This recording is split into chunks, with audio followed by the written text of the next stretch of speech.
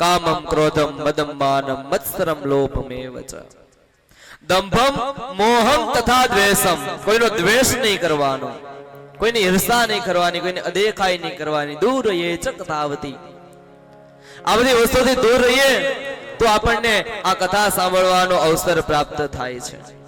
એ પછી લખ્યું છે સત્ય સોચમ દયા મૌન માર્જવ વિનયમ તથા ઉદાર માનસમ તદ્દેવમ કુર્યાત કથાવ્રતિ.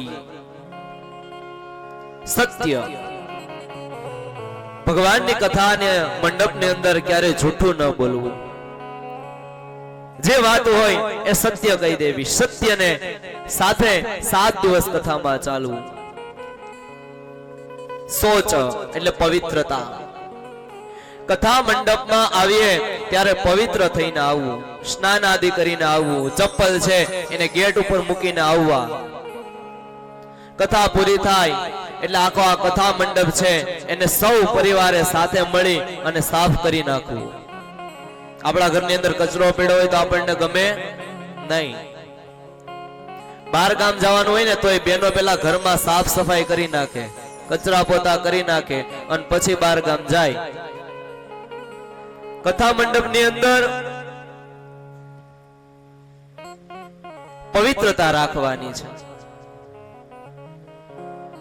પવિત્ર કથા મંડપ હશે તો ભગવાનને અહીંયા રહેવાની ઈચ્છા થશે, અને આપણું ઘર પણ પવિત્ર હોય તો જ પરમાત્માને રહેવાની ઈચ્છા થાય. એટલે હંમેશા માટે પવિત્ર રહેવું અને પવિત્ર ઘરને રાખવું. સોચ એટલે પવિત્રતા. દયા, 7 દિવસ સુધી દયા ભાવ રાખવો, ગરીબ માણસ ઉપર દયા રાખવી. એવા ગામની અંદર ઘણા બધા કોઈ ગરીબ ઘર હોય તો એને મદદરૂપ થવું. એ પછી કીધું છે મૌન માર્જવમ, મૌન એટલે મૂંગું રહેવું. કથા સાંભળવા આવીએ એ પછી કથામાં બેઠી ગયા એ પછી ખોટી વાતો નહીં કરવાની. અહીં આપણે ભગવાનનો સત્સંગ કરવા માટે ભેગા થયા છે, ભગવાનના ચરિત્રો સાંભળવા માટે ભેગા થયા છે. પારકી પંચાયત કરવા માટે તો 5 વાગે 6 વાગે કથા પૂરી થઈ પછી તમે તારા ગેટની બહાર નીકળીને તમારે જેટલું કરવું એટલું કરી લેવાનું, જેટલી વાતો કરવી એટલી કરજો. પણ આ કથા મંડપમાં આવ્યા પછી કોઈ અંદરો અંદર વાતો ન કરવી, મૌન રહેવું, મૌન રહી અને ભગવાનના નામનો જપ કરવો. અને ખરેખર ભગવાનની કથા સાંભળતી વેળાએ ભગવાનના નામનો જપ કરતો રહેવો જોઈએ. ઘરેથી માળા લેતા આવવી, બેઠા બેઠા ગૌમુખની અંદર આપણો હાથ હોય, માળા ફેરવતી જવાની, નારાયણ નારાયણ નારાયણ બોલતું જવાનું અને ભગવાનની કથા સાંભળવાની. માળા લાવવાનું વળી ભૂલી જાય તો કરમાળા આપણા હાથ છે એમાં મણકા ગણતા જવાના, નારાયણ નારાયણ નારાયણ નારાયણ નારાયણ કરતું રહેવું, પણ વાતો ન કરવી, મૌન રહેવું. જેટલા મૌન રહીને ભગવાનની કથા સાંભળશો એટલા ભગવાન પ્રસન્ન થશે. વિનય રાખી ઉદાર મનથી ભગવાન નારાયણની કથા કરવાની છે. એતે સુવિધિના શ્રાવે તદક્ષયતરમ ભવેત અત્યુત્તમા કથા દિવ્યા કોટિ યજ્ઞ ફલ પ્રદા. જે નિયમોનું પાલન કરી અને ભગવાનની કથા સાંભળે છે તેને ખૂબ પુણ્યની પ્રાપ્તિ થાય છે, તેને કરોડો યજ્ઞનું પુણ્ય મળે છે. ભગવાનની કથા જ્યારે સાંભળવા બેસો ત્યારે ખરેખર લખ્યું છે કે ઉપવાસ કરીને ભગવાનની કથા સાંભળવી જોઈએ. પણ ઉપવાસ ન થાય તો એક ટાઈમ જમીને એકટાણું કરીને ભગવાનની કથા સાંભળવી જોઈએ. એ ન થાય તો 2 ટાઈમ જમીન ભગવાનની કથા સાંભળવી જોઈએ. 2 ટાઈમ જમી લેવાનું, પણ કેવો આહાર લેવાનો તો કે આપણને ભગવાનની કથા સાંભળતી વેળાએ જરાય દુઃખ ન થાય, આપણા શરીરને એવો આહાર લઈ, સૂક્ષ્મ આહાર લઈને ભગવાનની કથા સાંભળવી. કથાના સમયમાં શ્રોતાઓએ વક્તાનું ખૂબ પ્રેમપૂર્વક પૂજા અર્ચના કરવી જોઈએ. ભગવાનનો જ્યાં જ્યાં જયકાર આવે ત્યાં ત્યાં સૌએ સાથે મળીને ભગવાનના નામનો જય જયકાર કરવો જોઈએ.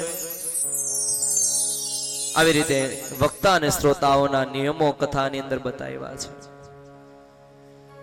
સનકાદિક ભગવાનની કથા કરે છે ત્યાં પરમાત્મા પોતે બિરાજમાન થયા હોય છે. ભગવાને કીધું કે સનકાદિક આ તમારી કથાથી હું પ્રસન્ન થયો છું, માગો તમારે શું જોઈએ. અને ત્યારે સનકાદિક કહેવા લાગ્યા છે નગાહ ગાથા સુચરવર ભક્તિ રે પેસ્યા ભાવ્યમિતિ પ્રયત્નાત મનોરથોયમ પરિપૂર્ણિય સતેતિ ચોકત્વાંત ધીયતાચ્યુતઃ. એ ભગવાન અમારી એવી અભિલાષા છે કે જ્યાં જ્યાં ભગવાનની કથા થાય ત્યાં તમે તમારા પાર્ષદો સાથે બિરાજમાન થશો. અને ભગવાને કીધું તથાસ્તુ. અને ભગવાન ક્યારે ખોટું તો બોલે નહીં. ભગવાને તથાસ્તુ કીધું એટલે જ્યાં જ્યાં કથાઓ થાય છે ત્યાં ત્યાં ભગવાન પોતાના પાર્ષદો સાથે હંમેશા માટે બિરાજમાન રહે છે.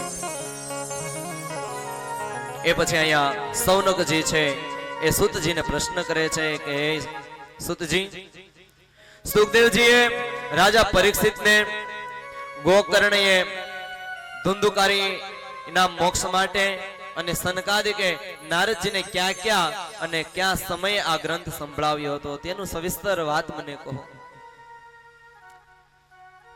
ત્યારે ભગવાન સુતજી કહે છે કે ભગવાન શ્રી કૃષ્ણ સ્વધામ ગમન થયા પછી કળિયુગના 30 થી કેટલાક વધુ વર્ષો વીત્યા. ત્યારે ભાદરવા માસમાં શુક્લ પક્ષની નવમીએ સુખદેવજીએ કથા કરવાનું ચાલુ કર્યું હતું. રાજા પરીક્ષિતે કથા સાંભળી. એ પછી કળિયુગના 200 વર્ષ પૂરા થયા. ત્યારે અષાઢ માસમાં શુક્લ પક્ષની નવમીએ ગોકર્ણજીએ પોતાના ગામમાં ભગવાનની કથા કરી હતી. અને આ પછી કળિયુગના 30 વર્ષ વીતી ગયા. ત્યારે તે કાર્તક મહિનાની અંદર શુક્લ પક્ષની નવમીએ નોમના દિવસે સનકાદિકે કથા કરી હતી. ભગવાન ભાગવતજીનું જે મહાત્મય સાંભળે છે તેને મોક્ષ ગતિ મળે છે. ભગવાનનું મહાત્મય ખૂબ સુંદર છે. અને ભગવાનનું જે કોઈ મહાત્મા એટલે કે મહત્વ સમજી જાય છે તેનું આ જીવન છે એ જીવવાની અંદર કંઈક અલગ રસ્તો મળી જાય છે સાહેબ. તો અહીંયા ભગવાન નારાયણની ભાગવત કથાનું મહાત્મય સનકાદિક ઋષિઓ પૂરું કરે છે. ભાગવતનું મહાત્મય પૂર્ણ થાય પછી ભાગવત આપણને પહેલા સ્કંદની અંદર લઈ જાય છે. પહેલા સ્કંદની અંદર પ્રથમ ભગવાન નારાયણને નમસ્કાર કર્યા છે. જન્માદ્યસ્ય યતોન્મયાન્તરત સ્વાર્થે સ્વભિઘ્ન સ્વરાટ જન્માદ્યસ્ય યયોદયોદિતરત ચોર્થેષ્વવિઘ્નેશ્વર તેને બ્રહ્મરદાય આદિકવયે મુહ્યન્તિ યત સૂરય તેને બ્રહ્મરુદોદયોદિકવયે મુહ્યન્તિ યત સૂરય તેજો વારિ મૃદામ યથા વિનિમયો યત્ર ત્રિસર્ગો મૃષા તેજો મૃદં યથા વિનિમયો યત્ર દામ્ના સ્વેન સદા નિહસ્તકુહકં સત્યં પરમ ધીમહિ દામ્ના સ્વેન સદા નિહસ્તકુહકં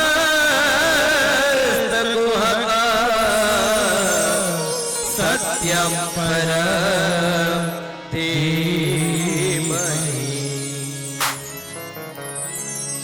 ભાગવતના પ્રથમ સ્કંદની અંદર મંગલાચરણની અંદર ભગવાનને નમસ્કાર કર્યા છે કે જેના થકી આ જગતનું સર્જન થયું છે, જેના થકી આ જગતનું પાલન થાય છે અને જેના થકી જ આ જગતનો સંહાર થાય છે. અને કારણ કાર્યરૂપ બધા જ પદાર્થોમાં અનુગત છે, પૃથક પણ છે, તે સર્વજ્ઞ સ્વયં પ્રકાશ પણ છે, જેણે પોતાના સંકલ્પથી જ આદિક્રમય બ્રહ્માજીને ઉત્પન્ન કર્યા છે, વેદનું જ્ઞાન આપ્યું છે, જેના વિશે મોટા મોટા વિદ્વાનો પણ મોહિત થઈ જાય. જેમ તેજોમય સૂર્યના રશ્મિઓમાં જળમાં સ્થળનો અને સ્થળમાં જળનો ભ્રમ થાય, તેવી રીતે જેમાં આ ત્રિગુણમય સૃષ્ટિ મિથ્યા હોવા છતાં પણ અધિષ્ઠાન સત્તાથી સત્યવ્રત પ્રતીત થાય છે. તેના કાર્યથી પૂર્ણતઃ મુક્ત છે એવા પરમ સત્ય પરમાત્માનું અમે ધ્યાન કરીએ છીએ. પરમાત્માને નમસ્કાર કરે. અહીંયા કોઈ ભગવાનનું નામ નથી આપ્યું, લખ્યું છે સત્યમ પરમ ધીમહિ. હવે આપણને વિચાર થવો જોઈએ, કઈ વ્યાસજીએ સત્યમ પરમ ધીમહિ શા માટે લખ્યું? અહીંયા વ્યાસજી છે એ કૃષ્ણમ પરમ ધીમહિ લખી શકતા હતા, વ્યાસજી છે એ શિવ પરમ ધીમહિ પણ લખી શકતા હતા, વ્યાસજી છે એ દેવી પરમ ધીમહિ પણ લખી શકતા હતા, પણ નહીં, વ્યાસજીએ લખ્યું છે સત્યમ પરમ ધીમહિ. સત્ય એક છે, સત્યનો કોઈ વિરુદ્ધાર્થી શબ્દ નથી, સત્યનો કોઈ સમાનાર્થી શબ્દ ન કરી શકે. સત્ય એ સત્ય જ રહેવાનું છે. સત્ય છે એ ઈશ્વર છે, સત્યમ પરમ ધીમહિ. જો અહીં એવું લખે કે દેવી પરમ ધીમહિ, તો દેવીના જે ઉપાસકો હોય એ એમ કહે કે આ ગ્રંથ અમારો છે, અમારા માટે લખ્યો છે. શિવ પરમ ધીમહિ લખે તો શિવના ભક્તો એમ કહે કે નહીં, આ ગ્રંથ અમારો છે, અમને આપી દો. રામ પરમ ધીમહિ લખે તો રામના ભક્તો એમ કહે કે આ ગ્રંથ અમારો છે, આ ગ્રંથ અમને આપી દો. પણ અહીં વ્યાસજીએ બધું વિચારીને જ લખ્યું છે કે સત્યમ પરમ ધીમહિ. આ કોઈનો નથી, આ સમસ્ત પ્રજાઓનો ગ્રંથ છે સાહેબ, આ અમારોય નથી. આપણને ઋષિ મુનિઓએ આપ્યા છે. આ તો એક ભગવાનની કઈ કૃપા કે વ્યાસપીઠ ઉપર બેસવાનો અધિકાર ભગવાન આપે છે અને શ્રોતાઓને કથા સંભળાવવાનો અધિકાર ભગવાન અમને આપ્યો છે. બાકી આમાં આપણું કઈ છે નહીં, આ તો બધું ઋષિઓએ આપેલું છે. અમે તો એક વચ્ચેના માણસ છે, ભગવાન તો નથી જ, પણ ભગવાન તરફ લઈ જનારા અમે વક્તાઓ છીએ. તો સત્યમ પરમ ધી લખ્યું છે, સત્યમ પરમ ધીમહિ. સત્યમ પરમ ધીમહિ એટલા માટે લખ્યું છે કે આ ગ્રંથ છે કોઈ પણ વાંચી શકે છે, રાજાએ વાંચી શકે ને રંગ પણ વાંચી શકે. આ ભાગવતની કથા છે એની અંદર કોઈ પણ આવી શકે, બધાને આવકાર્યા છે. કોઈને એમ નથી કીધું કે તમારે ભગવાનની કથા સાંભળવા ન આવવી. એટલા માટે અહીં સત્યમ પરમ ધીનું ઉચ્ચારણ કર્યું છે. ભગવાન નમસ્કાર કરીએ છે. કથાનો પ્રારંભ પ્રથમ સ્કંદની અંદર આપણને લઈ જાય છે. નેમિસે નિમિષ ક્ષેત્રે ઋષયઃ સૌનકાદય સત્રમ સ્વર્ગાય લોકાય સહસ્ર સમમાસત. એકવાર ભગવાન વિષ્ણુ અને દેવતાઓના પરમ પુણ્યમય ક્ષેત્ર નૈમિષારણ્યમાં સૌનકાદિક ઋષિઓ ભેગા થયા છે. પ્રાતકાલે અગ્નિહોત્ર વગેરે નિત્ય કર્મોથી પરવરી સુતજીને પ્રશ્ન કર્યા છે.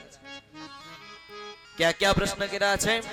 ત્વયા ખલો પુરાણાની સેતિહાસાની ચાનઘ આખ્યાતાન્યપ્યધીતાની ધર્મશાસ્ત્રાણી યાન્યુત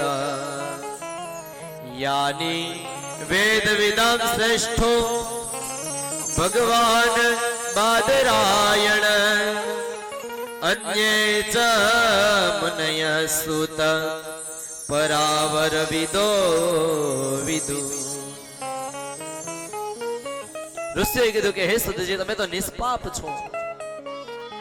હે સુતજી, તમે સમસ્ત ઇતિહાસ, પુરાણો અને ધર્મશાસ્ત્રોનું વિધિપૂર્વક અધ્યયન કર્યું છે, તેમની સમ્યકપણે વ્યાખ્યાઓ પણ કરી છે. ભગવાન બાદરાયણ તથા ભગવાનના સગુણ અને નિર્ગુણ રૂપને તમે જાણનારા છો, અને ગુરુજનો પોતાના વાલા શિષ્યથી ને ગુપ્તમાં ગુપ્ત વાત પણ જણાવી દેતા હોય છે. એ સુતજી, તમે તો સંત સમાજના ભૂષણ છો. એ પ્રિય સુતજી, તમારું કલ્યાણ થાય. તમે જાણો છો કે યદુવંશીઓના રક્ષક ભગવાન કૃષ્ણ છે, એ વસુદેવની ધર્મપત્ની દેવકીના ગર્ભથી શું કરવાની ઈચ્છાથી જન્મ લીધો. આથી હે સુતજી, તમે તે વિષય ઉપર અમને વાતો કરો. તત સદ્ય વિમુચ્યતે યત બિભેતિ સ્વયં ભયમ. આ જીવ છે જન્મ મૃત્યુના ઘોર ચક્રાવાની અંદર ફરે છે. આવી સ્થિતિમાં પણ જો તે ક્યારેક ભગવાનના મંગલમય નામનું ઉચ્ચારણ કરે તો તે જ ક્ષણે તે મોક્ષ ગતિને પામે છે. કારણ સ્વયં ભય પણ કાળ પણ ભગવાનથી ડરે છે સાહેબ.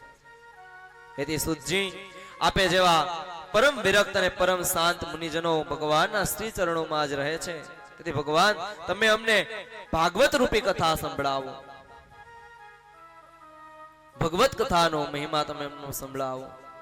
ત્યારે સુતજી કહે છે કે એક દિવસ વ્યાસજી આવી જ વાતો અમને કરી છે. ઇતિ સંપ્રશ્ન સમહસ્તો વિપ્રાણામ રોમહર્ષણી પ્રતિપૂજ્ય વચસ્તે સંપ્રવક્તો મુપચક્રમે.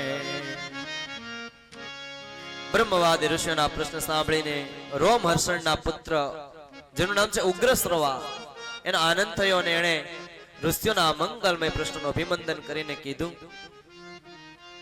કે શ્રીમદ ભાગવત કથા છે એ સાંભળવાથી મોક્ષની ગતિ થાય છે. એટલે સનકાદિકે કીધું, સૌનકે કીધું કે અમે કથાઓ તો ખૂબ સાંભળી છે, અમારે કથા નથી સાંભળી, અમારે તો કથાનો સાર સાંભળવો છે. તમે અમને કથાનો સાર સંભળાવો. ઘણા બધા પ્રશ્નો પૂછ્યા છે કે ભગવાને વારંવાર અવતાર શા માટે લીધો, ભગવાન ક્યારે ક્યારે આવે છે, ભગવાનની ભક્તિ કેવી રીતે કરવી, માણસને મોક્ષની ગતિ કેવી રીતે મળે છે. અને ત્યારે સુતજી છે કહે છે, સત્વમ રજસ્તમ ઇતિ પ્રકૃતે ગુણાસ્તે. પ્રકૃતિના 3 ગુણ રહેલા છે, સત્વ, રજ અને તમ.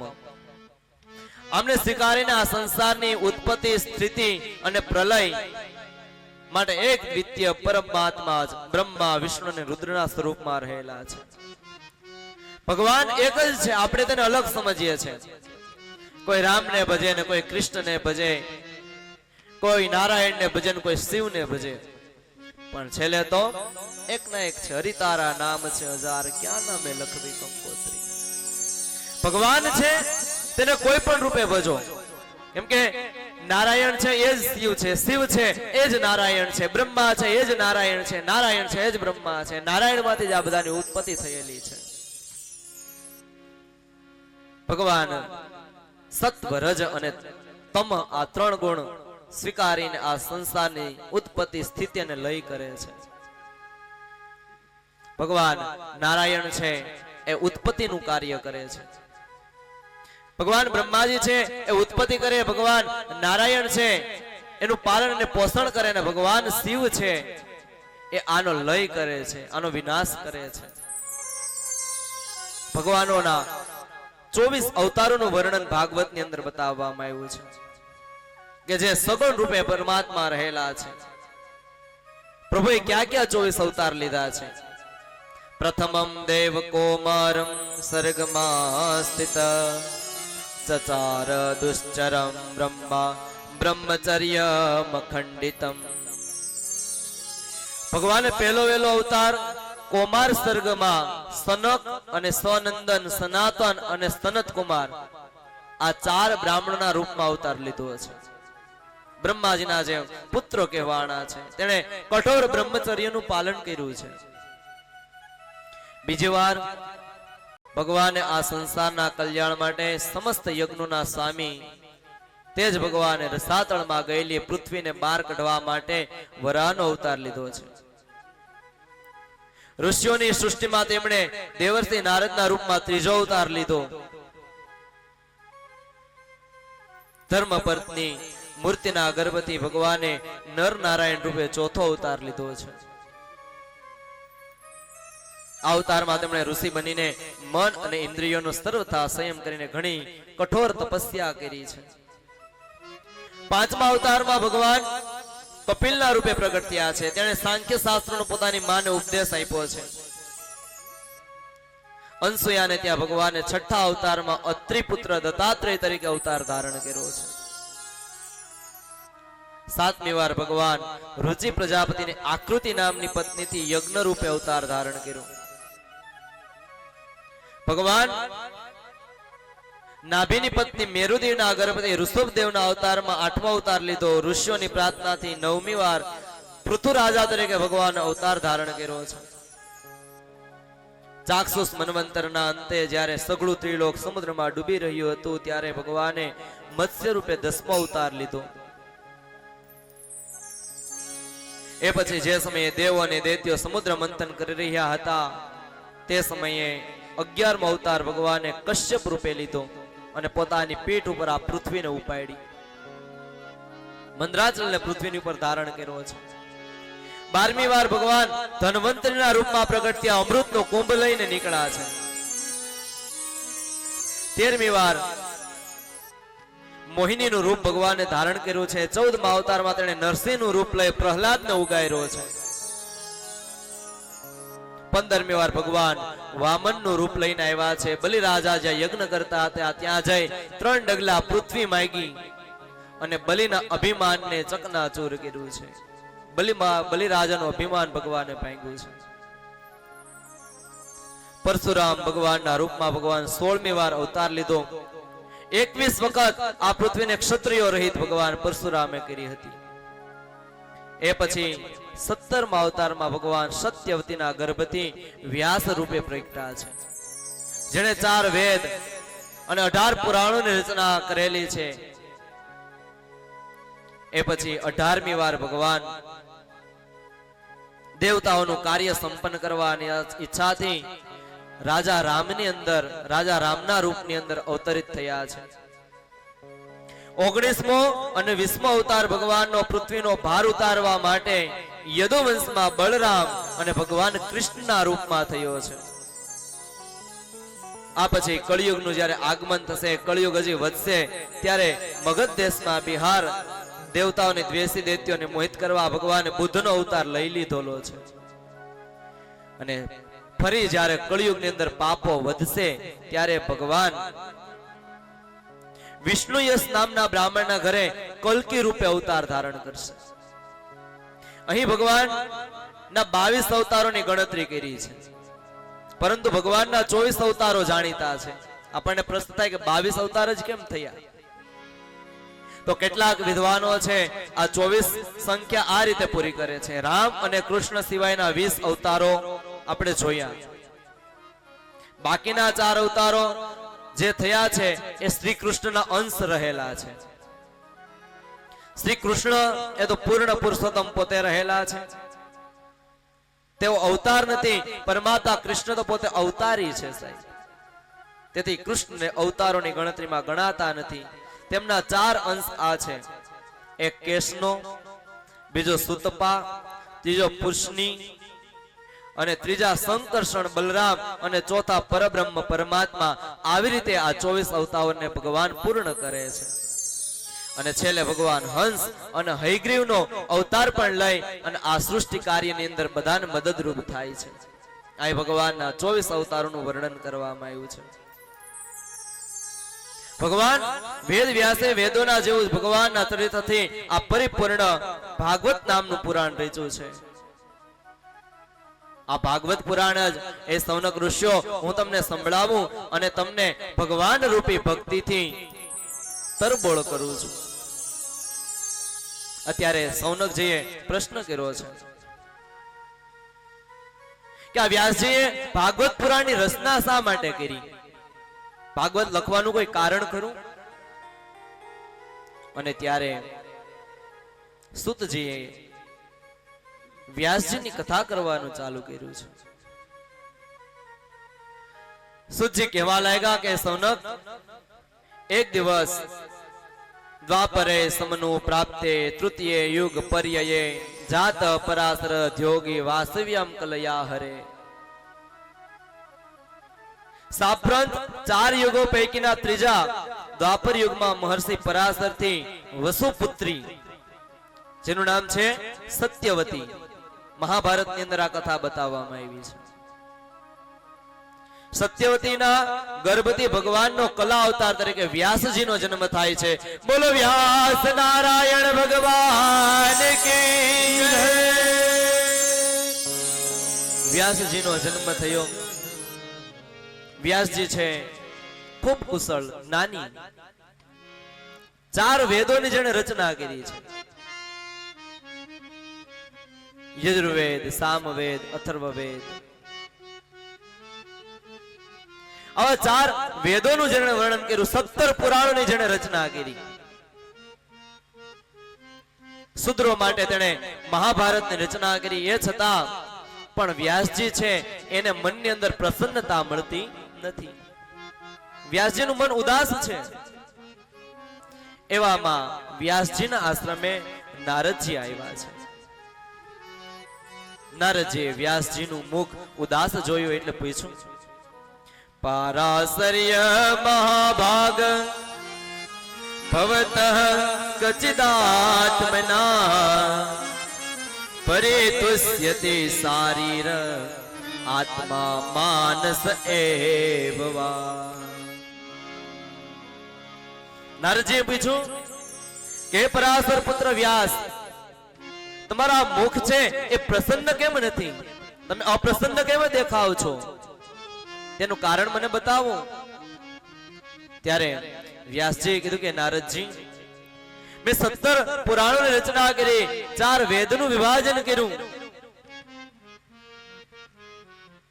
મેં મહાભારતની રચના કરી, પણ મારું મન છે ને એ અપ્રસન્ન રહે છે. એનું કઈ કારણ મને જડતું નથી. અને ત્યારે નારદે કહ્યું, ભવતાનુદિત પ્રાયમ યસો ભગવતો મલમ યેન વાસો ન તુષ્યેત મન્યેત દર્શનમ ખિલમ. એ વ્યાસજી, તમે બધું લખ્યું, એ વાત સાચી. તમે 17 પુરાણો લેખા, મહાભારત રચ્યું, 4 વેદોની રચના કરી, પણ તમે ક્યાંય કૃષ્ણ ભક્તિ નથી લખી. તમે કૃષ્ણ ભક્તિનું ગાન લખો, કૃષ્ણ ભક્તિ લખો, કૃષ્ણ વિશે કઈક લખો, એટલે તમારા મનમાં છે ને જે અપ્રસન્નતા છે ને એ પ્રસન્નતાની અંદર પલટાઈ જશે. કેમ કે કૃષ્ણની કથા જ એવી છે. કૃષ્ણની કથા સાંભળીએ ને એટલે આપણને એમ જ થાય કે આ કથા સાંભળતા જ રહીએ, સાંભળતા જ રહીએ, સાંભળતા જ રહીએ. ન લાગે ભૂખ, ન લાગે તરસ, બસ ભગવાનની કથા જ સાંભળતા રહીએ. આવું કૃષ્ણનું ચરિત્ર છે સાહેબ. એ વ્યાસજી, તમે ભગવાન કૃષ્ણના ગુણગાન લખો. અને ત્યારે વ્યાસજી છે એ ભાગવત કથા લખવા માટે તૈયાર થયા છે. હવે આ ભાગવત કથા લખવી છે તો ખરી, પણ લખે કોણ? એટલે વ્યાસજી છે એ કૈલાસમાં ગયા છે. ભગવાન શિવને પ્રાર્થના કરી, ગણપતિની માગણી કરી. ગણપતિજી છે એને આવવા તૈયાર કર્યા, પણ ગણપતિજી એક શરત રાખી છે, હું લખું ખરો પણ મારો હાથ છે એ ઊભો ન રહે, તમારે બોલતું જ જવાનું, લખતું જ જવાનું. એટલે વ્યાસજીએ કીધું કે આમ તો મારા જે નિત્ય કર્મો છે એ નહીં થાય. એટલે વ્યાસજીએ શરત રાખી, લખો ખરા પણ તમારે સમજી વિચારીને લખવાનું, એમને નહીં લખવાનું. નારદજીની કૃપાથી વ્યાસજી છે ગણપતિને લઈ આવે છે, પુરાણ લખવાની શરૂઆત કરી છે. વ્યાસજીને એમ થાય કે મારે નિત્ય કર્મથી પરવરવું છે. ત્યારે વ્યાસજી છે ગુઢ પ્રશ્ન મૂકી દે અને ગણપતિએ વિચારી વિચારીને લખે. ત્યાં સુધીમાં વ્યાસજી છે પોતાના નિત્ય કર્મ પૂર્ણ કરીને આવી જાય. આમ વ્યાસજીએ ભાગવતની રચના કરી છે. એ પૂર્વે અહીંયા વ્યાસજી છે એને નારદજી પોતાનું પૂર્વ ચરિત્ર સંભળાવે છે કે તમને કૃષ્ણ ભક્તિ લખો, કૃષ્ણમાં મન લગાડો અને કૃષ્ણમાં મન લગાડશો ને એટલે કૃષ્ણ ભક્તિ આપોઆપ તમારામાં ઉદ્ભવશે. સાહેબ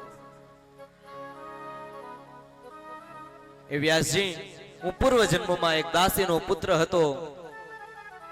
મારી માં એક બ્રાહ્મણના ઘરમાં કામ કરે. ચાતુર્માસનો સમય આવે, સંતો પધારે. સંતો છે 4 માસ સુધી ભગવાનનું ભજન કરે, કીર્તન કરે. હું પણ એ ભજન કીર્તનમાં જોડાવ. સંતોની સેવા કરવા માટે મને રાખ્યો. સંતો જમી લે એટલે સંતોને પૂછી અને મેં એની પ્રસાદી લીધી. સંતોની પ્રસાદી મળી જાય તો આ ભવસાગરમાંથી પાર ઉતરી જાય. સંતનું ચરણ મળી જાય તો આ ભવસાગરમાંથી પાર ઉતરી જાય. પણ સાચા સંત મળી જાય તો વ્યાસજીને જો નારદજી જેવા સંત મળી ગયા તો વ્યાસજી છે ને ભાગવતની રચના કરી છે. અને સંતનો સમાગમ એવો છે ને સાહેબ, એ દુર્લભ ક્યારેય ન જાય. સંતનો સમાગમ દુર્લભ ક્યારેય ન જાય. સંત છે ને એ આપણને કઈક આપીને જાય. સંતોનો સ્વભાવ છે કેવો જનેતાની ગોદના જેવો. જેમ એક માં પોતાના દીકરાને પોતાની ગોદમાં લઈ અને જેટલો વાલ કરે ને એટલો જ વાલ આ સંતો છે એ પોતાના સંતાનોને, પોતાના બાળકોને કરે છે. સંતનું ચરણ મળી જાય તો જીવન ધન્ય બની જાય. એક ક્ષણ પણ જો સંતની સાથે સમાગમ થઈ જાય ને તો આ ભવસાગરમાંથી આપણે પાર ઉતરી જાય. એક ગામ હતું. ગામની અંદર એક રાજા રહે. રાજા છે ને એમ થયું કે આજે મારે નગર ચર્ચા કરવા માટે નીકળવું છે. રાજા છે એ ગામની અંદર ફરતો ફરતો નદીના કાંઠે આવ્યો છે. નદીના કાંઠે એક કોઈ સંતનો આશ્રમ છે. સંત છે એ પોતાના જે ભક્તો હતા તેને બેસાડી અને વાતચીત કરતા હતા, ઉપદેશ આપી રહ્યા હતા. શેનો ઉપદેશ આપી રહ્યા હતા? બગલાનો અને હંસનો. કે આ બગલો છે આ નદીમાં ઉભો રહી છે. આપણને એમ થાય કે આ તપ કરવા માટે ઉભો છે, પણ નહીં, એ ખરેખર શિકાર કરવા માટે ઉભો છે. किस किस घिसत है ऊपर से डाले पानी, इतना तो तुम क्यों घिसत है ये बात मैंने मन में जानी. આવો સંત ઉપદેશ આપતા હતા. રાજા સંતની પાસે ગયા પણ નથી, દૂરથી આ ઉપદેશ સાંભળ્યો છે. સમય જાતા રાજ્યમાં આવે છે. એવામાં જે રાજાની પત્ની હતી એને જે પોતાના પ્રધાનજી હતા તેની સાથે પ્રેમ સંબંધ બંધાણો છે. પ્રેમ સંબંધ બંધાણો એટલે પોતાના પતિને મારવા માટે તૈયાર થઈ કે જ્યાં સુધી આ રાજા જીવતો હશે ત્યાં સુધી આપણે બંને એક થઈ શકશું નહીં.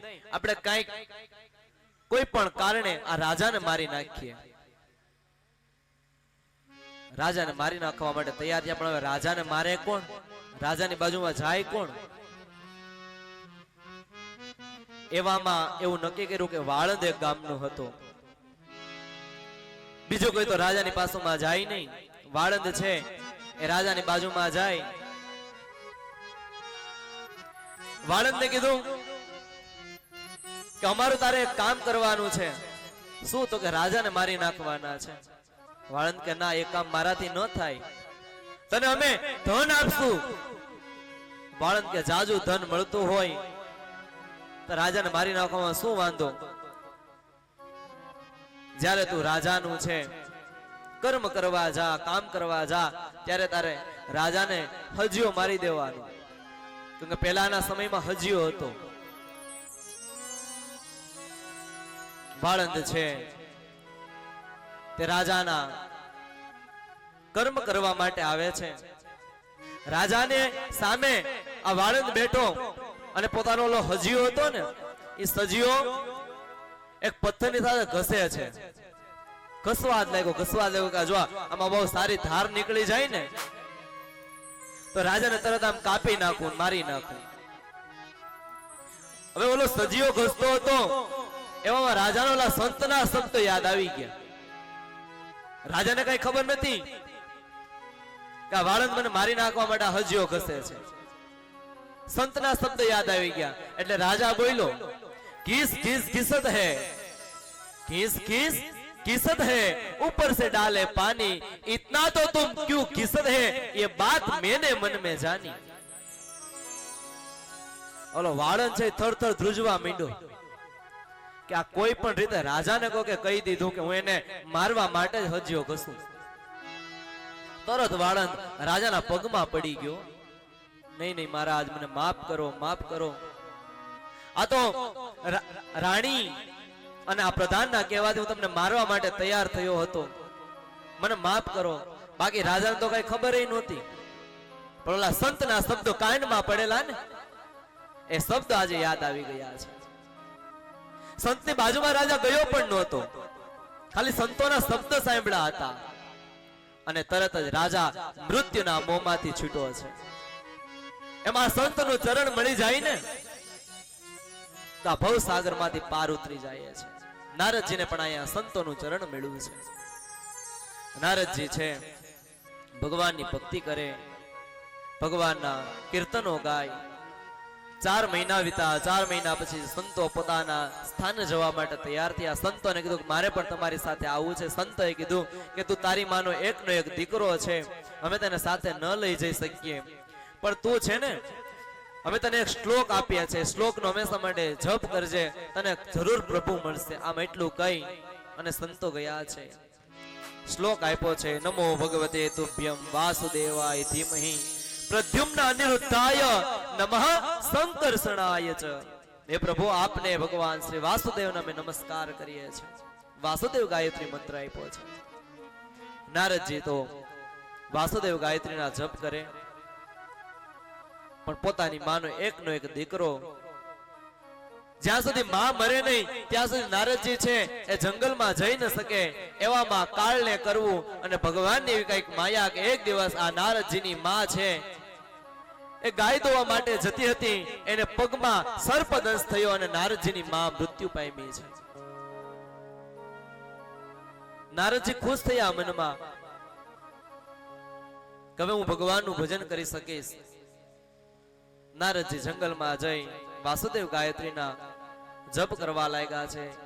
પ્રલય કાળ આવ્યો, અનેક વર્ષો સુધી નારદજી ભગવાનનું ભજન કર્યું પણ ભગવાન ન મળ્યા. ખાલી પ્રાદુર્ભાવ થયો, આકાશવાણી થઈ કે આ યુગમાં તો તને નહીં મળું, પણ ફરીથી જ્યારે આ યુગની શરૂઆત થશે ત્યારે તને હું જરૂર મળીશ. પ્રલય કાળ નજીક આવ્યો, પ્રલય થયો અને પ્રલયની સાથે નારદજી છે એ પણ બ્રહ્માજીની અંદર લીન થયા છે. અને ફરીથી જ્યારે બ્રહ્માજી આ સૃષ્ટિનું સર્જન કર્યું ત્યારે બધા જ ઋષિઓની સાથે સનકાદિકની સાથે નારદજીનો પણ અવતાર ધારણ કર્યો છે. નારદજી પણ ભગવાનનો અવતાર છે. એટલે વ્યાસજી તમે ભાગવતની રચના કરો, ભાગવતની રચના વ્યાસજીએ કરી છે. હવે આ વ્યાસજીએ આ ભાગવતની રચના તો કરી, પણ આ ભાગવત લોકો સુધી કોણ પહોંચાડે? વ્યાસજીના મનમાં સંચય થવા લાગ્યો કે આ લોકો સુધી ભાગવત કોણ પહોંચાડશે? વ્યાસજીના પુત્રનું નામ છે સુખદેવજી મહારાજ. સુખદેવજી મહારાજ છે તેના જન્મની કથા ભાગવતની અંદર બતાવેલી છે નહીં, પણ લોકવાયકા મુજબ સુખદેવજીનો જન્મ કેવી રીતે થયો છે તેની કથાઓ બતાવવામાં આવી છે. કૈલાસની અંદર માં પાર્વતી છે એને અમર કથા સાંભળવી. અમર કથા એટલે જે કથા સાંભળવાથી હરેક જીવ અમર થઈ જાય. હવે અમર કથા બધાને તો ન સંભળાવાય. પાર્વતીને અમર કથા સાંભળવાની ઈચ્છા થઈ. શિવજીએ પોતાના ત્રિશુલને આજ્ઞા કરી કે જાઓ આખા કૈલાસમાં ફરી લ્યો, કૈલાસમાં કોઈ પણ જીવ ન રહેવો જોઈએ. આખા કૈલાસમાં ત્રિશુલ ફેર્યું. બધા પશુ પક્ષીઓ મનુષ્યો જે કોઈ કૈલાસમાં રહેતા હતા તે બધા જ કૈલાસ છોડીને દૂર ચાલ્યા ગયા છે. હવે આ કથાની અંદર નિયમ હોય કે કથા સાંભળતા સાંભળતા ભગવાનનું નામ લેવું જોઈએ. શિવજીએ પણ માં પાર્વતીને એ જ કીધું કે દેવી હું તમને અમર કથા સંભળાવું ખરો, પણ જો આ કથા સાંભળતા સાંભળતા તમને નિંદર ના આવવી જોઈએ. કેમ કે કથા એવી છે ને કે એની અંદર નિંદર બહુ આવે ને અત્યારે બધા નિંદર. કાલ રાતે આખ્યાન જોયું હતું ને, કથાની અંદર નિંદર આવે છે. એટલે જો તમે સુઈ જાશો, તમારો હોકારો બંધ થઈ જશે તો હું કથા કરવાનું બંધ કરી દઈશ. અને આપણા ગામડાના માણસોને તો આપણને ખબર હોય, હવે તો સત્યનારાયણ ભગવાનની કથા થાય છે પણ કોઈ સાંભળતું નથી. એક ગોરદાદા હોય ને એક કથામાં બેઠા હોય, એ 2 જણા બસ, બીજું કોઈ કથા ન સાંભળે. બાકી આપણા જે વડવાઓ હતા ને એ બધા કથા સાંભળવા બેઠતા. અને જ્યારે ગોરદાદા કથા કરવાની શરૂઆત કરે ને એટલે હામાં હોકારો આપતા, નારાયણ કૃષ્ણ નારાયણ કૃષ્ણ. એટલે ગોરદાદાની નિંદર નો આવે અને યજમાનની નિંદર નો આવે. પણ હવે આ બધું વયું ગયું. એટલે પાર્વતીને કીધું કે અમર કથા સંભળાવું, તમને ઊંઘ ના આવવી જોઈએ, નિંદર ના આવી જોઈએ. જો તમને નિંદર આવી જાય તો હું કથા કરવાનું બંધ કરી દઈશ. કે કથાની અંદર નિંદર બહુ આવે, પણ નિંદર આવે તો શું કરવું એનો પણ ઉપાય અમારી પાસે છે, સાંભળો. નિંદર આવે ને મન નિંદર આવે, કથા સાંભળતા નિંદર આવે. નિંદર આવે ને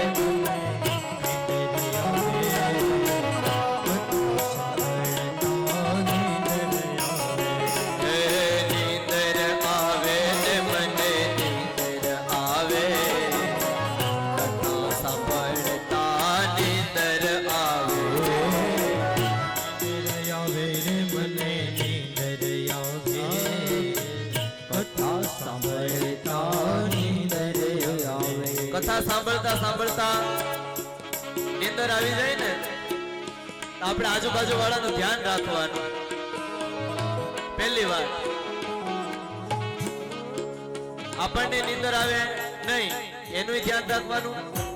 આપણા બાજુવાળા નિંદર ન આવે, આ સાઈડમાં કોઈ નિંદર ન આવે એનું ધ્યાન રાખવાનું.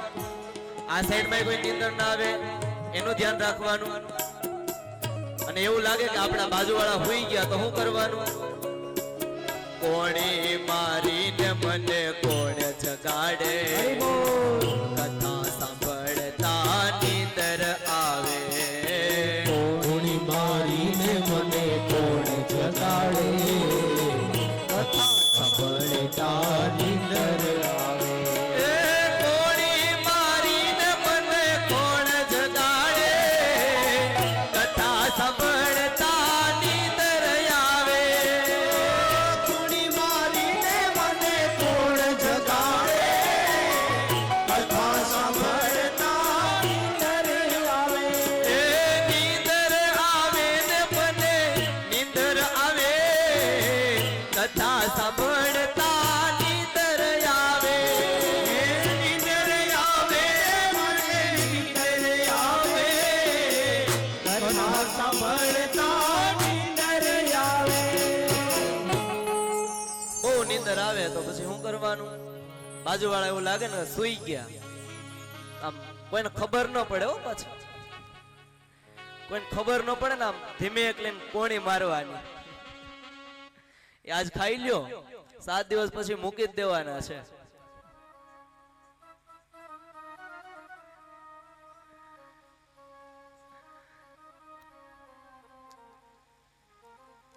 જા જા નિંદરા હું તને વારું, તું છે નારદ તારી રે. જા જા નિંદરા હું તને વારું, જા જા નિંદરા હું તને વારું. તું છે નારદ તારી રે, જા જા નિંદરા હું તને વારું.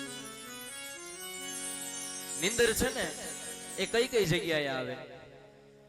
એક તો જ્યારે આપણે ભગવાનની પૂજા કરવા બેઠીએ ને ત્યારે આપણને નિંદર આવે. ભગવાનના નામના જપ કરવા બેસીએ ને ત્યારે આપણને નિંદર આવે. ભગવાનની કથા સાંભળવા જ્યારે બેસીએ ને ત્યારે આપણને નિંદર આવે.